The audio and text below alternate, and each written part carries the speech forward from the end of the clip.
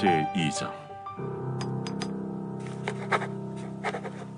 나의 자녀들아, 내가 이것을 너희에게 쓰면 너희로 죄를 범하지 않게 하려 함이라. 만일 누가 죄를 범하여도 아버지 앞에서 우리에게 대언자가 있으니 곧 의로우신 예수 그리스도시라. 그는 우리 죄를 위한 화목제물이니 우리만 위할 뿐 아니요 온 세상의 죄를 위하심이라. 우리가 그의 계명을 지키면 이로써 우리가 그를 아는 줄로 알 것이요, 그를 아노라 하고 그의 계명을 지키지 아니하는 자는 거짓말하는 자요, 진리가 그 속에 있지 아니하되 누구든지 그의 말씀을 지키는 자는 하나님의 사랑이 참으로 그 속에서 온전하게 되었나니 이로써 우리가 그의 안에 있는 줄을 아노라. 오늘 하루도 임마누엘의 은총이 함께 하시리라 확신하면서 3월 25일 목요일 새벽 예배를 하나님께 드리겠습니다. 오늘은 요한일서 2장을 살펴봅니다. 2장 1절입니다. 나의 자녀들아. 신약 성경에서 본절에만 나타납니다. 수신자들을 향한 요한의 자비롭고 따뜻한 사랑을 암시합니다. 이것이 가리키는 것은 세 가지 해석을 할 수 있습니다. 첫째는 1장 6절에서 10절, 두 번째는 1장 전체, 세 번째는 본서 전체를 가리킵니다. 이 가운데 세 번째 견해가 가장 타당합니다. 죄를 범하면 부정각오로 인한 범죄한 상태를 가리키는 것이 아니라 죄된 행위들을 나타냅니다. 대언자로 번역된 헬라어는 문자적으로 돕기 위해 곁에 부름을 받은 사람을 의미하는 것으로 위로자 또는 옹호자를 가리키며, 이것은 요한복음의 성령을 지칭하는 표현으로 사용되었으나 본절에서는 예수 그리스도를 지칭하는 데 사용되었습니다.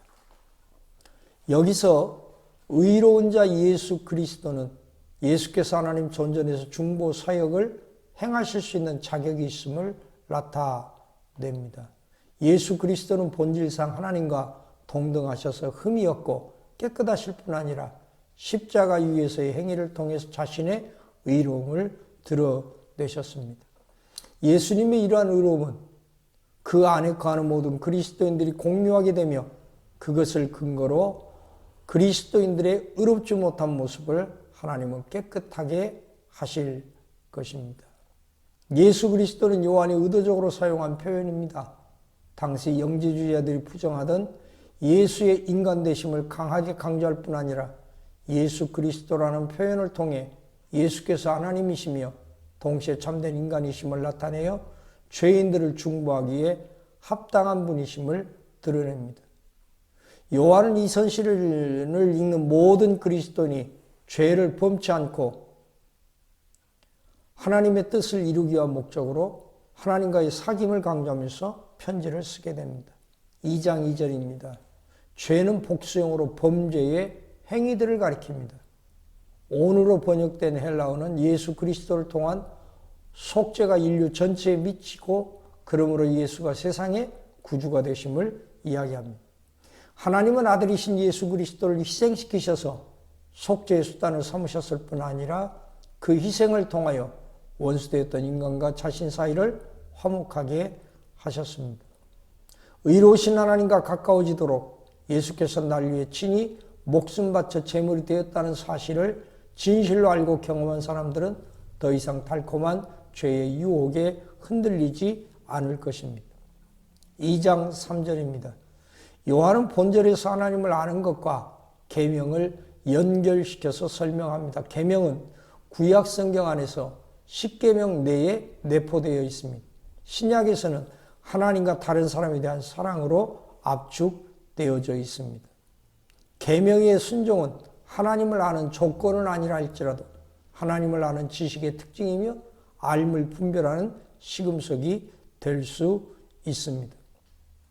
우리가 안다는 헬라어 기노스코메는 본서나 요한복음에서 전혀 사용하지 않고 있습니다. 이는 당시 유행하던 영지주의자들의 이단적인 가르침, 즉 신비한 지식을 깨달음으로 구원을 얻으며 구원을 얻은 자들은 죄와 전혀 상관이 없다는 도덕 폐기론을 염두에 두고 있습니다. 요한은 명사를 사용하지 않고 동사를 사용하므로 하나님을 아는 것이 지식적이고 사변적인 것이 아니라 경험적이며 역동적인 것을 이야기합니다.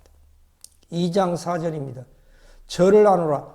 예수 그리스도를 통해서 하나님과 교제를 나누며 영생을 소유하였음을 나타내는 말입니다.